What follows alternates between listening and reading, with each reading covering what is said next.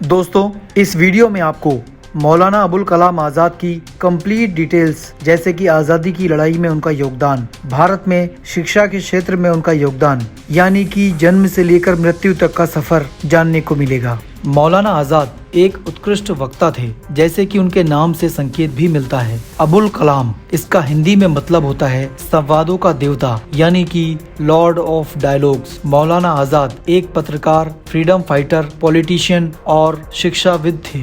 मौलाना अबुल कलाम आज़ाद को मरणोपरांत, यानी कि उनकी मृत्यु के बाद साल 1992 में भारत के सर्वोच्च नागरिक सम्मान भारत रत्न से भी सम्मानित किया गया था।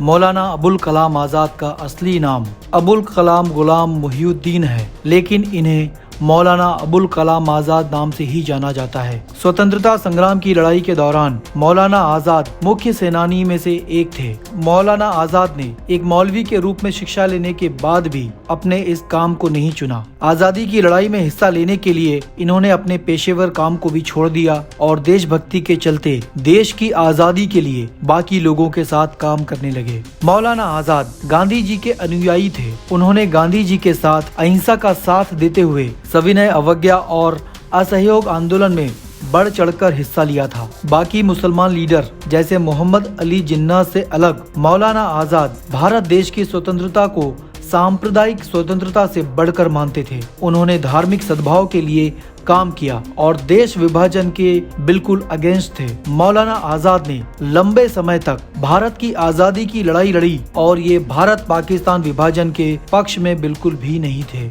लेकिन एक सच्चे भारतीय होने के कारण उन्होंने स्वतंत्रता के बाद भारत में रहकर इसके विकास में कार्य किया और पहले शिक्षा मंत्री बनकर देश के एजुकेशन सिस्टम को सुधारने का जिम्मा उठाया। मौलाना अबुल कलाम आज़ाद का जन्म 11 नवंबर 1888 को सऊदी अरब के मक्का शहर में हुआ था। इनके पिता मोहम्मद खैरुद्दीन एक बंगाली मौलाना थे जो बहुत बड़े विद्वान थे, जबकि मौलाना अबुल कलाम आज़ाद की माता अरब देश की थीं, जो शेख मोहम्मद जहर वातरी की बेटी थी, जो मदीना में एक मौलवी थे, जिनका नाम अरब कंट्री के अलावा बाहरी देशों में भी हुआ करता था। मौलाना अबुल कलाम आज़ाद के पिता यानी कि मौलाना खैरुद्दीन अपने परिवार के साथ बंगाली राज्य में रहा करते थे, लेकिन 1857 की क्रांति के बाद उन्हें भारत देश छोड़कर अरब जाना पड़ा, जहां मौलाना आज़ाद का जन्म हुआ। मौलाना आज़ाद जब सिर्फ 2 साल के थे तब 1890 में उनका परिवार वापस भारत आ गया और कलकत्ता में बस गया। महज 13 साल की उम्र में मौलाना आज़ाद की शादी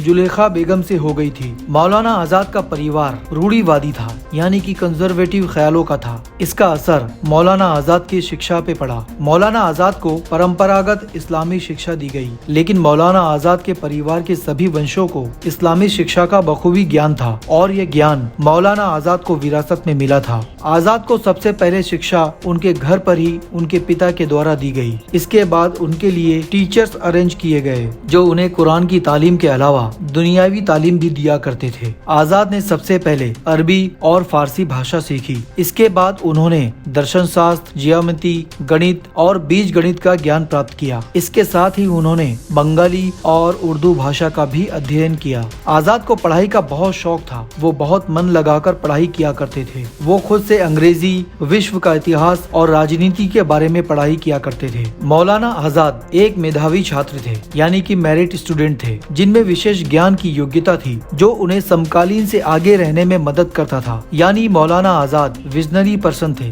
दूरदर्शी थे। वो हमेशा आगे की सोचते थे और आगे की बातें किया करते थे। अपनी यंग एज में ही मौलाना आज़ाद ने बहुत सी पत्रिकाओं में काम किया। वो साप्ताहिक समाचार पत्र अल मिसवाह के संपादक थे। इसके साथ ही उन्होंने पवित्र कुरान के सिद्धांतों की व्याख्या अपनी कुछ किताबों में की। मौलाना आज़ाद ब्रिटिश राज और मुसलमानों के सांप्रदायिक मुद्दों को तवज्जो नहीं देते थे। उनका मानना था कि देश की आज़ादी इन सभी मुद्दों से कहीं ज्यादा बढ़कर है। 1912 में मौलाना आज़ाद ने उर्दू भाषा में एक साप्ताहिक समाचार पत्र अल हिलाल हिलाल की शुरुआत की, जिसमें ब्रिटिश सरकार के अगेंस्ट खुलेआम लिखा जाता था। साथ ही भारतीय राष्ट्रवाद के बारे में भी कई लेख छापे जाते थे। ये अखबार क्रांतिकारियों के मन की बात सामने लाने का जरिया बन गया। इसके द्वारा चरमपंथियों विचारों का प्रचार प्रसार होने लगा। इस अखबार में हिंदू मुस्लिम एकता की बात कही जाती थी। युवाओं से अनुरोध किया जाता था कि वे हिंदू मुस्लिम की लड़ाई को भुलाकर देश की स्वतंत्रता के लिए काम करें। 1914 में अल हिलाल को किसी एक्ट के चलते बैन कर दिया गया, जिसके बाद ये अखबार बंद हो गया। इसके बाद मौलाना आजाद ने अल बलाग नाम की पत्रिका निकाली, जो अल हिलाल की तरह ही काम करती थी। लगातार अखबार में राष्ट्रीयता की बातें छपने से देश में आक्रोश पैदा होने लगा, जिससे ब्रिटिश सरकार को खतरा समझ आने लगा और उन्होंने भारत की रक्षा के लिए विनिमय अधिनियम के तहत अखबार पर प्रतिबंध लगा दिया। इसके बाद मौलाना आजाद को गिरफ्तार करके रांची की जेल में डाल दिया गया, जहां उन्हें 1 जनवरी 1920 तक रखा गया। जब वो जेल से बाहर आए, उस समय देश की राजनीति में आक्रोश और विद्रोह का मिला जुला रूप था। ये वो समय था जब भारतीय नागरिक फ्रीडम और व्यक्तिगत अधिकारों के लिए आवाज बुलंद करने लगे थे। मौलाना आजाद ने अफगानिस्तान, इराक, मिस्र, सीरिया और तुर्की की यात्रा भी की, जहां उनकी सोच बदली और उनका विश्वास पूरी तरह से राष्ट्रवादी क्रांतिकारी के रूप में सामने आया। इस दौरान मौलाना आजाद ने देखा कि क्रांतिकारी गतिविधियां बंगाल और बिहार तक ही सीमित है। 2 सालों के अंदर मौलाना अबुल कलाम आजाद ने उत्तर भारत से लेकर बॉम्बे तक गुप्त क्रांतिकारी केंद्रों की स्थापना करने में मदद की। उस समय इन क्रांतिकारी केंद्रों में अधिकतर क्रांतिकारी मुस्लिम विरोधी हुआ करते थे, क्योंकि उनका मानना था कि ब्रिटिश सरकार भारत की आजादी के अगेंस्ट मुस्लिम समुदाय का इस्तेमाल कर रही है। मौलाना आजाद ने अपने सहयोगियों की मुस्लिम विरोधी सोच को बदलने की बहुत कोशिश की। अन्य मुस्लिम कार्यकर्ताओं के विपरीत मौलाना आजाद बंगाल विभाजन का विरोध किया करते थे। उन्होंने सांप्रदायिक अलगाववाद के लिए ऑल इंडिया मुस्लिम लीग की याचिका को भी खारिज कर दिया था। वो भारत में नस्ली भेदभाव के सख्त खिलाफ थे। राष्ट्रीय एकता के पैरोकार सार्वजनिक जीवन में उतरने के साथ ही मौलाना आजाद ने स्वतंत्रता के लिए राष्ट्रीय एकता को सबसे जरूरी हथियार बताया। साल 1921 को आगरा में दिए अपने भाषण में उन्होंने अल हिलाल के प्रमुख देशों का जिक्र किया था। उन्होंने कहा, मैं ये बताना चाहता हूँ कि मैंने अपना सबसे पहला लक्ष्य हिंदू मुस्लिम एकता का रखा है। मैं कॉन्फिडेंस के साथ मुसलमानों से कहना चाहता हूँ कि उनका ये कर्तव्य है कि वो हिंदुओं के साथ प्रेम और भाईचारे का रिश्ता कायम करें, जिससे हम एक सफल राष्ट्र का निर्माण कर सकें। मौलाना आजाद के लिए फ्रीडम से भी ज्यादा इम्पोर्टेंट भारत की एकता थी। साल 1923 में कांग्रेस के विशेष अधिवेशन में अपने अध्यक्षीय संबोधन में उन्होंने कहा, अगर कोई देवी स्वर्ग से उतरकर भी कहे कि वो हमें हिंदू मुस्लिम की एकता की कीमत पर 24 घंटे के अंदर स्वतंत्रता दे देगी, तो भी मैं ऐसी स्वतंत्रता को त्यागना बेहतर समझूंगा। स्वतंत्रता मिलने में होने वाली देरी से हमें थोड़ा नुकसान तो जरूर होगा, लेकिन अगर हमारी एकता टूट गई तो इससे पूरी मानवता का नुकसान होगा। एक ऐसे दौर में जब राष्ट्रीयता और सांस्कृतिक पहचान को धर्म के साथ जोड़कर देखा जा रहा है, उस समय मौलाना आजाद एक ऐसे राष्ट्र की परिकल्पना कर रहे थे जहां धर्म, जाति, संप्रदाय और लिंग किसी के अधिकारों में आड़े न आ पाए। मौलाना आजाद ने खिलाफत आंदोलन शुरू किया, जिसके द्वारा मुस्लिम समुदाय को जागृत करने का प्रयास किया गया। मौलाना आजाद ने अब गांधी जी के साथ हाथ मिलाकर उनका सहयोग असहयोग आंदोलन में किया, जिसमें ब्रिटिश सरकार की हर चीज जैसे सरकारी स्कूल, सरकारी दफ्तर, कपड़े और अन्य सामान का पूरी तरह से बहिष्कार किया गया था। ऑल इंडिया खिलाफत कमेटी का अध्यक्ष मौलाना आजाद को चुना गया। बाकी खिलाफत लीडर के साथ मिलकर इन्होंने दिल्ली में जामिया मिलिया इस्लामिया संस्था की स्थापना की। पैगंबर हजरत मोहम्मद और गांधी जी से प्रेरित होने के कारण एक बड़ा बदलाव इनको अपनी पर्सनल लाइफ में भी करना पड़ा। गांधी जी के नक्शे कदम पर चलते हुए इन्होंने अहिंसा को पूरी तरह से अपने जीवन में उतार लिया था। 1923 में मौलाना आजाद को कांग्रेस का अध्यक्ष बनाया गया। इतनी कम उम्र में पहली बार किसी नेता को ये पद मिला था। इसके बाद इन्होंने दिल्ली में एकता सम्मेलन किया, साथ ही खिलाफत और स्वराजी के बीच मतभेद कम करने की कोशिश की। मौलाना आजाद भारतीय कांग्रेस के एक मुख्य राजनेता थे, जो कांग्रेस वर्किंग कमेटी के सदस्य भी थे। इस दौरान इन्होंने भारत देश की अनेकों जगह में जाकर गांधीवादी और देश की आजादी की बात कही। 1928 को मौलाना आजाद किसी बात पर मुस्लिम लीग लीडर के खिलाफ खड़े हो गए और उन्होंने इस बात पर मोतीलाल नेहरू का साथ दिया। मौलाना आजाद ने मोहम्मद अली जिन्ना द्वारा सांप्रदायिक बात का विरोध किया और एक धर्मनिरपेक्ष देश की बात की। मौलाना आजाद ने 1930 में गांधी जी के साथ नमक तोड़ो आंदोलन किया। बाकी नेताओं के साथ मौलाना आजाद को भी गिरफ्तार किया गया और 1934 में इन्हें जेल से रिहाई मिली। इसके बाद इन्होंने भारत सरकार अधिनियम के तहत चुनाव के आयोजन में मदद की। 1937 के दौरान इन्होंने मोहम्मद अली जिन्ना और उनके सहभागियों की कड़ी निंदा की, जो कांग्रेस राज को हिंदू राज कहा करते थे। 1940 में मौलाना आजाद को रामगढ़ सेशन से कांग्रेस का प्रेसिडेंट बनाया गया। वहां उन्होंने धार्मिक अलगाववाद की आलोचना और निंदा की और इसके साथ भारत की एकता की संरक्षण की बात की। मौलाना आजाद वहां पर 1946 तक रहे। मुस्लिम लीग से दूरी। हिंदू मुस्लिम एकता के पैरोकार मौलाना आजाद कभी भी मुस्लिम लीग के सिद्धांत के समर्थक नहीं थे। उन्होंने खुलकर इसका विरोध किया। 15 अप्रैल 1946 को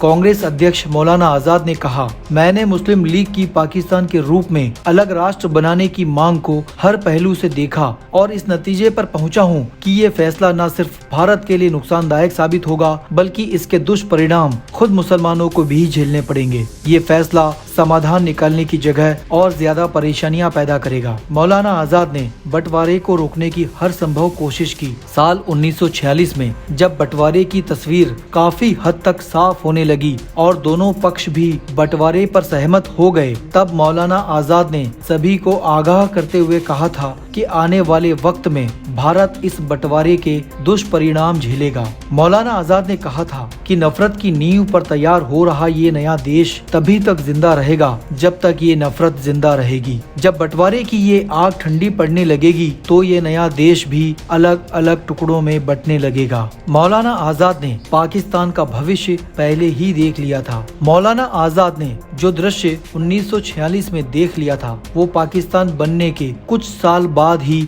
1971 में सच साबित हो गया। मौलाना आजाद ने पाकिस्तान के संबंध में कई और भविष्यवाणियां भी पहले ही कर दी थी। उन्होंने पाकिस्तान बनने से पहले ही ये कह दिया था कि ये देश एकजुट होकर कभी नहीं रह पाएगा। यहाँ राजनीतिक नेतृत्व की जगह सेना का शासन चलेगा। ये देश भारी कर्ज के बोझ में हमेशा दबा रहेगा। हमेशा पड़ोसी देशों के साथ युद्ध के हालातों का सामना करता रहेगा। यहाँ अमीर व्यवसायी वर्ग राष्ट्रीय संपदा का दोहन करेंगे और अंतर्राष्ट्रीय ताकतें इस पर अपना हक जमाने की कोशिश करती रहेंगी। दोस्तों, मौलाना आजाद ने पाकिस्तान को लेकर जो बातें कही थी वो सच साबित हुई। मौजूदा दौर में जो पाकिस्तान के हालात हैं वो उनकी भविष्यवाणियों को सच साबित करते हैं। इसी तरह मौलाना ने भारत में रहने वाले मुसलमानों को भी ये सलाह दी थी कि वो पाकिस्तान की तरफ पलायन ना करें। उन्होंने मुसलमानों को समझाया था कि उनके सरहद पार चले जाने से पाकिस्तान मजबूत नहीं होगा, बल्कि भारत के मुसलमान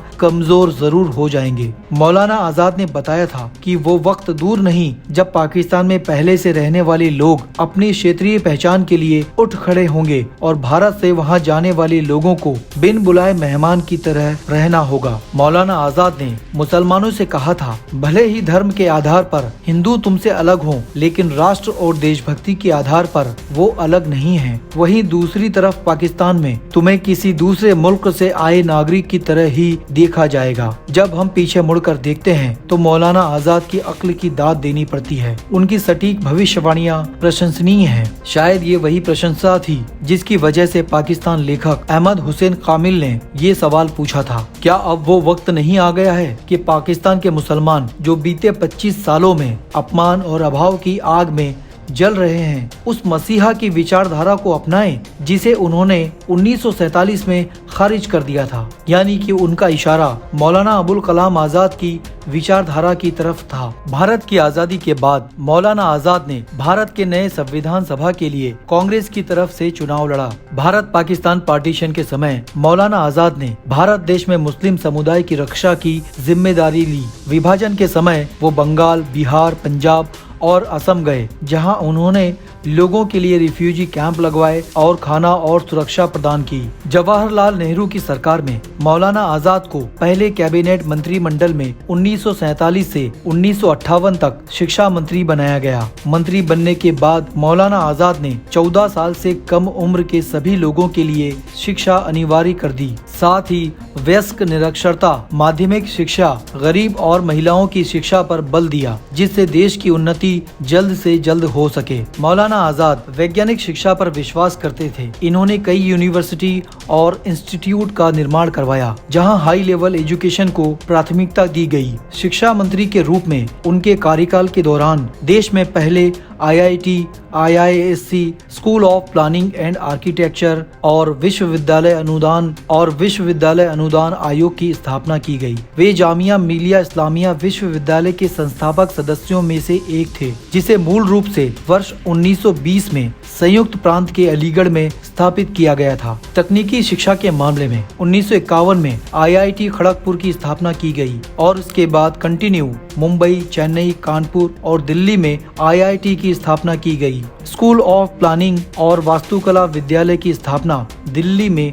1955 में हुई। अन्य देशों में भारतीय संस्कृति को पहचान दिलाने के लिए भारतीय सांस्कृतिक संबंध परिषद यानी कि Indian counselling for cultural relations ICCR का गठन किया गया। इसके अलावा उन्होंने कुछ और अकादमी का गठन किया, जैसे साहित्य के विकास के लिए साहित्य अकादमी, भारतीय संगीत और नृत्य के विकास के लिए संगीत नाटक अकादमी, चित्रकला के विकास के लिए ललित कला अकादमी। मौलाना आजाद ने कुछ किताबें भी लिखी थी, जिनमें से प्रसिद्ध है basic concept of Quran, Ghubar-e-Khatir, Dars-e-Wafa, India wins freedom. Maulana Azad के कुछ और अचीवमेंट्स। 1989 में मौलाना आजाद के जन्म दिवस पर भारतीय सरकार द्वारा एजुकेशन को देश में बढ़ावा देने के लिए मौलाना आजाद एजुकेशन फाउंडेशन का निर्माण किया गया। मौलाना आजाद के जन्म दिवस पर यानी कि 11 नवंबर को हर साल नेशनल एजुकेशन डे मनाया जाता है। भारत के कई शिक्षा संस्थान, स्कूल, कॉलेज के नाम इनके नाम पर रखे गए हैं। मौलाना आजाद को भारत रत्न से भी सम्मानित किया गया है। मौलाना आजाद की मृत्यु 22 फरवरी 1958 को स्ट्रोक के चलते मौलाना आजाद की अचानक दिल्ली में मृत्यु हो गई। भारत में शिक्षा के क्षेत्र में बदलाव लाने की शुरुआत मौलाना आजाद ने ही की थी। उनको भारत देश में शिक्षा का संस्थापक कहें तो ये गलत नहीं होगा। आज मौलाना आजाद के अथक प्रयास के चलते ही